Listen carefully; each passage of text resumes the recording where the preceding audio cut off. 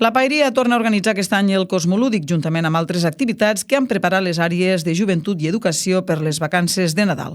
Al Cosmolúdic, ubicat al pavelló Impaxe, els infants i joves de 2 a 14 anys podran participar d'un seguit d'activitats esportives, lúdiques, pedagògiques, culturals i artístiques.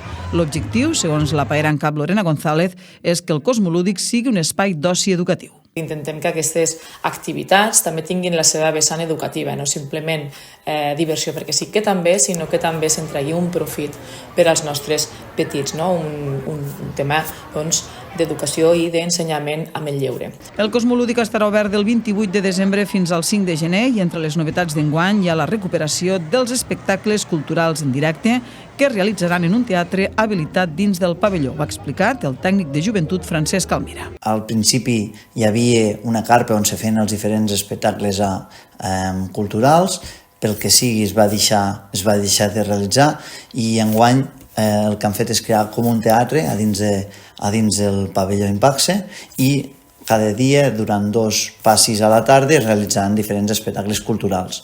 L'altra novetat és que des de l'àrea de joventut i amb la col·laboració dels serveis educatius de la Noguera s'aposta per fomentar la participació i el voluntariat jove.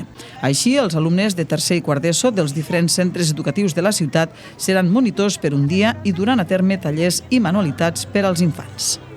I en aquest estant puguin pensar-se una manualitat, un joc, un taller, i ells siguin els actors principals per desenvolupar-lo i fer-lo amb els infants. Una altra de les propostes per a aquestes festes de Nadal a la ciutat és la 4ª edició del concurs de pessebres, pel qual s'atorgaran 3 premis a les millors composicions. Per participar al concurs cal adjuntar un vídeo d'una durada màxima d'1 minut i mig en format horitzontal, en el qual es vegin tots els apartats del pessebre, així com una imatge general de tota la construcció.